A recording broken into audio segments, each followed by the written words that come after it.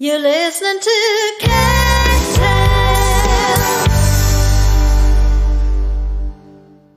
Self-taught guitarist Jamie Moses has gone from playing US Air Force bases at the tender age of 13 to stadiums with Queen and Paul Rodgers, not to mention Bob Geldof, The Pretenders, Chaka Khan and even Tom Jones in between.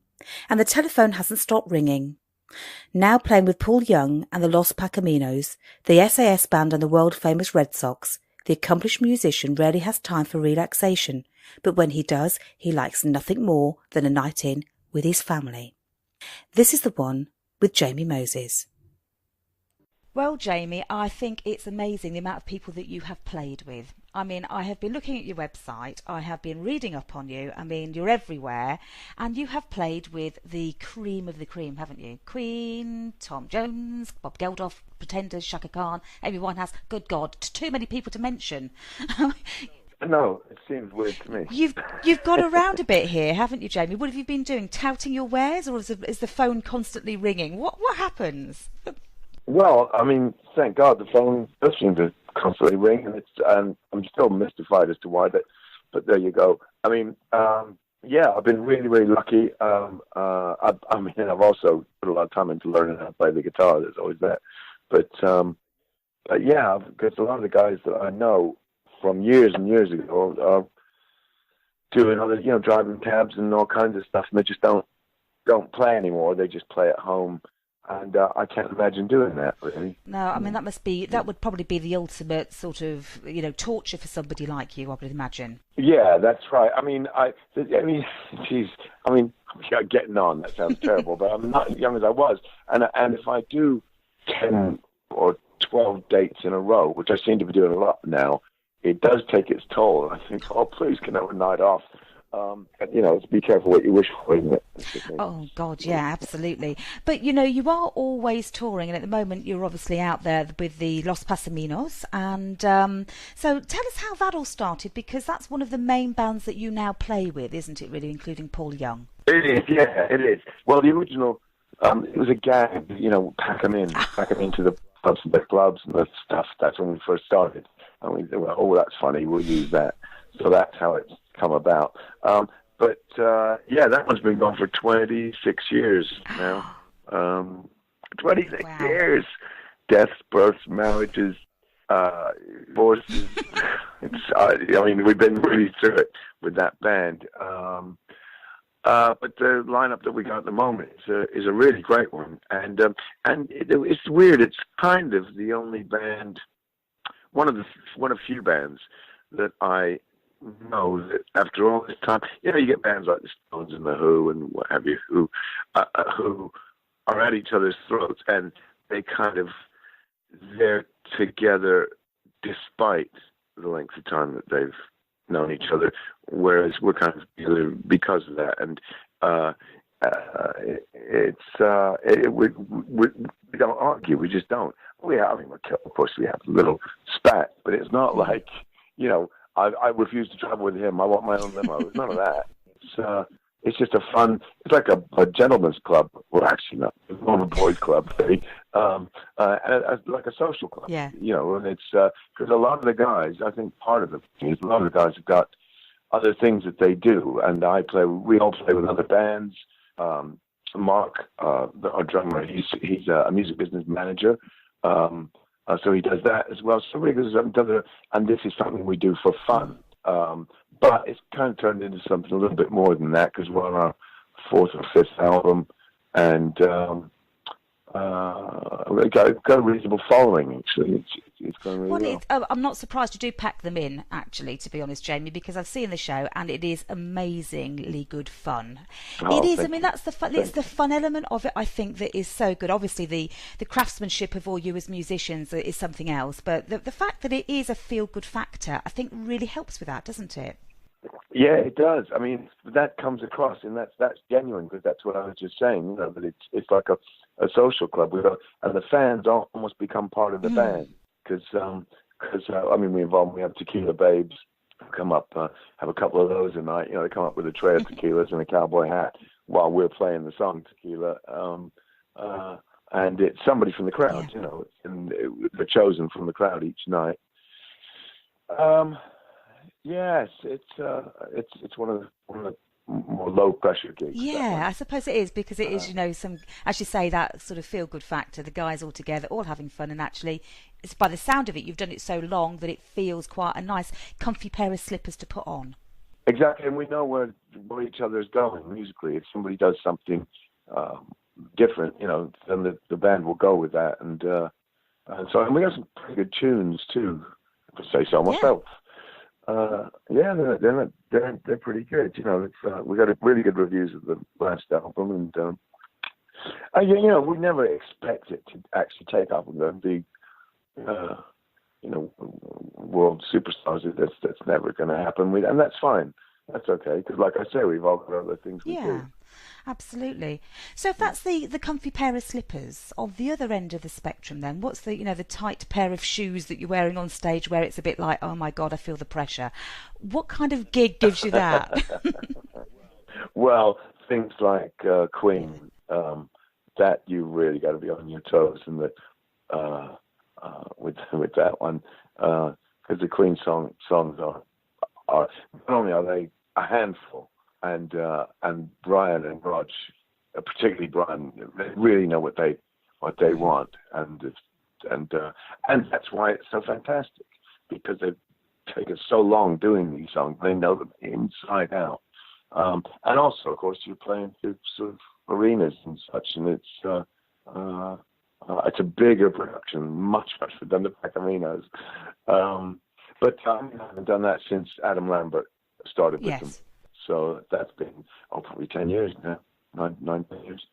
But looking back on those kind of, performances, I mean, I'm guessing everybody normally says to you, well, Queen, crikey, what was it like with Freddie? Were you actually working with them when Freddie was in the band, or is this post-Freddie? Well, it was post-Freddie that I joined the band. I did, shortly after. I did one gig with Fred, actually, but it was before I knew the others. It was at the, what's it called in St. Martin's Lane? The Coliseum? Oh, yes, yeah. It was a charity thing. And Fred was on stage with the Royal Ballet. It's hilarious. I mean, it was pretty tongue-in-cheek. And I was in the pit with the Royal Philharmonic. Oh, terrific. Incredibly. I know. Was it the OSO? I can never remember. In one orchestra, you see them all. Yeah, so we did Crazy Little Thing Called Love, which was the single at that time, so that dates it, whenever that was. What's that, 89? Yeah, something like that. Something like that. We did that and a little bit of Pearl Rap, and Fred was on stage wearing tights and a ballet outfit. And with the moustache and the teeth. Oh, terrific. It's quite a sight. Wow. Yeah, but he was really, really nice to us, and I bet just that one. And other than that, I joined after Fred died. Brian formed the Brian May Band, so I was brought in as second guitar player for that. And then when they did one-off Queen things with just Brian and Rog, but as Queen, then I did those, and all the way through the Queen and Paul Rodgers years. And right up until Adam Lambert started. Oh, how wonderful. What a great experience. Yeah. I mean, that's a fabulous name. You probably had some great experiences there. But in terms of like the enjoyment for you, is it the big gigs like that are the ones that give you, obviously they're the big thrill ones, aren't they? But what would you choose if you had to say, well, if I had one gig left to play, it's going to be that one. It's the one that you've done that you could like get out of your archive and think, I'm going to redo it. Well, let's see. There's a couple, actually. There was one that we did with Queen in, it's called Kharkov, which is in the Ukraine. And that was the crowd was 320,000 in the crowd. It was in the city square, and the crowd just went all the way down the streets. And when you see it from the helicopter shots, wow, it's unbelievable. Unfortunately, we played really well, and it just looks fantastic. The whole thing's quite jaw-dropping. There's that. Another one with Queen was the one in Hyde Park that we did just after the London bombings. We were scheduled to do it on the day of the London bombings, but obviously it was cancelled because of that and postponed to the following week. And the whole atmosphere there was it was everybody pulling together despite what had happened. Yeah. And as an extra, we threw in Imagine, the John Lennon song. Rog sang it. And it was he sang it with Paul Rodgers, actually. It was a really lovely moment because lyrically it was pretty poignant. Poignant, yeah, and sort of singing about sort of love and peace and how we shouldn't actually be bombing each other and that kind of thing. And then, of course, there was the Queen's Diamond Jubilee with Tom Jones. That was quite a buzz too. Yeah, you've got Tom on your list there as well, haven't you? And all these other names. I mean, what I've noticed about these people that you've played with is that actually, if you were to say what genres they work in, you've obviously got the rock side, which is clearly where your sort of like bass comes from. But actually, they're quite different styles, I would imagine. You have to adapt for each of these different artists. Is that a challenge for you? No, it's what I enjoy. I'd be bored stupid if there was one type of music all the time. And what prepared me for that is the fact that I was brought up on U.S. air bases, and specifically in Japan. We lived in Japan for 2 years when I was 15, and I had a band there, and I played 4 nights a week there for 2 years. At that age, country music at the Officers Club, soul music at the Airmen's Club, the NCO Club was a bit of everything, and then the Youth Center was whatever was in the charts, which at the time was, Sly and Family Stone, James Brown, Steppenwolf, Zeppelin, Beatles, Stones, just everything. So that was my grounding. That was how I learned to play the guitar. Was I had to play all these styles to survive, really. Well, not to survive because I was still at school, but it was really good grounding. Yeah, and you're self-taught, I understand. Is that something that you were just inspired to pick up the guitar one day, or was it a bit of sort of like kind of therapy, escapism for you? What was it? It was actually probably just seeing the Beatles on TV. Oh, right. And I thought, that's it. That is what I want to do. The music just drew me in because again, there's a bit of everything in their music, really. And it was the music of the day in the 60s. And then I saw the movie, and that was it. When I saw him being chased through car parks by women, I thought, yeah, all right then. I can live with that. Yeah, that and the limos and the sun, so yeah. But of course, that's all behind me. Yeah, you've had the heights, and now you're just sort of relaxing a bit. Yeah, I know. Yeah, I'm looking out of my garden, and I'm quite content. It's funny though, isn't it? When sort of like when you're young, with the aspirations of the bit that draws you in is that excitement. Has it really been that exciting? Because I know, working with a lot of musicians, that the perception is it's rock and roll all the time. But is that the reality? No, not anymore. No, it used to be, I got to say. But I'm of an age now where I've done that, and it was fantastic. And so there's no mystery about what would it be like. And I'm really, really lucky, as I said earlier on, to be in that position. But now I'm also really, really lucky that I've got a family, and I've got a nice place here in Surrey, and it's I don't worry about money really. And I'm playing with I can kind of pick and choose to an extent. So if something comes like that, and I don't fancy that really, then I don't do it. So I'm very, very happy and very lucky. Yeah, it's almost like self-fulfillment, isn't it? You finally got to that stage where you're thinking, yeah, this is good. You can enjoy it. Got the pick of everything, which is good. But is there one that's actually eluded you? Is there something? Well, no, I'm not saying that. Sorry, I'm not saying that I could have whatever gig I want. But it's not the case. All I'm saying is that if something comes along that I don't want to do, I can just say, oh no, it's not really me. Thanks. Yeah, that's good. That's a lovely position to be in, isn't it? But which one are you hoping that does ring up though? Who would you really want to add to that massive list of people that you've got? Probably McCartney. Really? Yeah, because I've had a couple of sort of contacts with him, and we played at his daughter's birthday party 25 years ago, and with my little party band.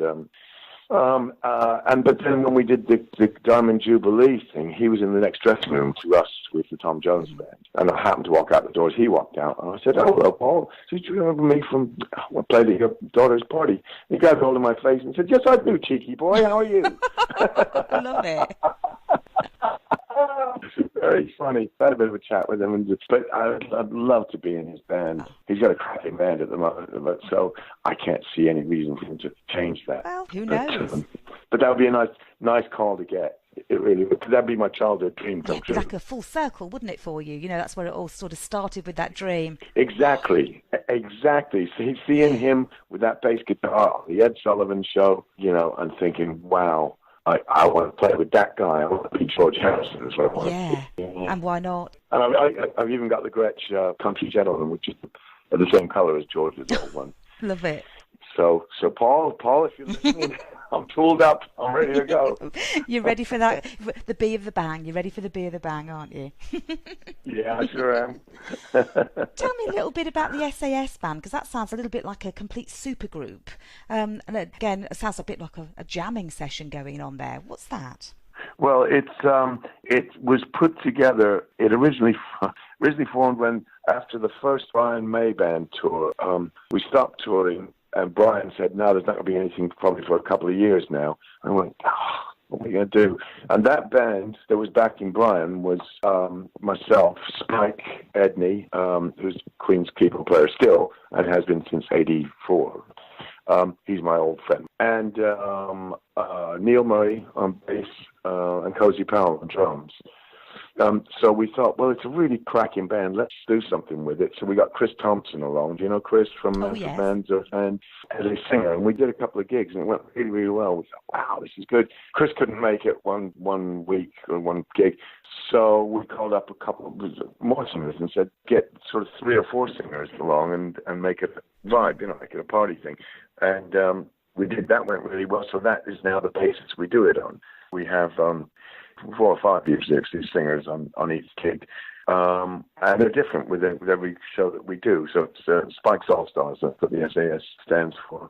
We got sort of back instruments, horns, percussion. It's quite a big production. Amazing. But of course, you've got all these different songs to learn. I mean, working with so many artists, there's a lot of songs there. How on earth do you manage to do that? You know, do they give you very long to learn them? Do they send you a CD? What's the process? Well, funny you should say that, because tomorrow we've got our first day of rehearsal, just a sort of a look at the songs, really. But for the SAS thing, and I've been sent the songs that week ago, and today I'm going to get my head down and go through them. So I at least appear to know what I'm doing tomorrow. So a lot of these songs are songs that you know anyway. We got Justin Hawkins from the Darkness. He's doing these SAS things. So we're doing what's it called? Christmas Time. Don't let the bells end. Of course, the beautifully titled "Don't Let the Bells End." Darkness. How'd they get away with that one? How did they get away with that? And what else are we doing? Oh, I believe in a thing called Love. And then he's got a couple of surprises up his sleeve. It's hilarious. I don't know if I should tell you how, maybe I shouldn't. But he's doing some songs that you wouldn't dream that he would do, or that any man would do. But that's him all over, isn't it? And then we've got Toya. He's regular with us, Toya Wilcox. Chris Thompson is with us, who was our first singer. Patty Russo, who was a singer with Meatloaf and with Cher. She's a great turn. She really is. So if anybody fancies coming down, I think one of the nights at Brook is sold out, but the other is nearly sold out, and G Live has got some tickets left. So snap them up now, because it looks like a real party atmosphere there, perfect for Christmas and the season that we're in. It is exactly. Yeah. So what do you do in your downtime then, Jamie? I mean, crikey, it sounds like you're on the road all the time, but what do you do when you get a moment? No, I don't. I learn more songs. Dear. You know, I know. Well, I don't really. I spend time with the family. We recently got a dog. Lovely. A dirty dog. And so I go out with the dog, and we'll have days out to Hever Castle and things like that. But we're going house hunting at the weekend down in the West Country. So I'll be moving away from town. which is not the worst thing in the Not world. really, is it? Get a bit of the countryside and a bit more relaxation sounds good. Yeah. And so, because I got 3 gigs at the weekend down Sturminster, Newton, and down that way, in sort of Devon. So I'm going to take the opportunity to have a couple of houses. Brilliant. Oh. Yep. But no, but downtime, I just don't get it. I don't. I put aside a couple of weeks for a holiday every year, but other than that, I can't. I sit down. I know there's always something I got to do, and if I go, right, well, there's nothing to do. Oh Christ, I should be writing some songs. So then I sit down and think, right, let's look at some of those songs I got half written and try and finish them. Yeah, it's almost like a lifestyle, isn't it? Really, it's not a job; it's a sort of way of living, isn't it? Yeah, exactly. It is, and it really has to be like that. There are some people who, I've got musician friends who go and they play golf and they do all kinds of stuff, It's not you. You're just incessant with that guitar. You can't put it down. Yeah, but I've got to say, if I have a night off, there's nothing I'd like more than sitting down in front of Netflix, with my dinner and a glass of wine, and that's me. That'll be nice for me. Yeah, the party days are gone. There's enough partying on the stage, isn't there? Really, by the sound of it. Yeah, there is. And after the shows, we'll definitely sit and have a drink and be stupid. But but those riotous days are gone, and that's fine. Yeah, a new era for you. Yeah. Well, do you know what, Jamie? It's been a delight talking to you, and enjoy your afternoon with your music, because you've obviously got a lot of songs to learn now, haven't you? By the sound of it. I have, yeah. Nice to talk to you, Kat. You've been listening to Cat Tales. To listen again to this and other tales, go to cattales.co.uk.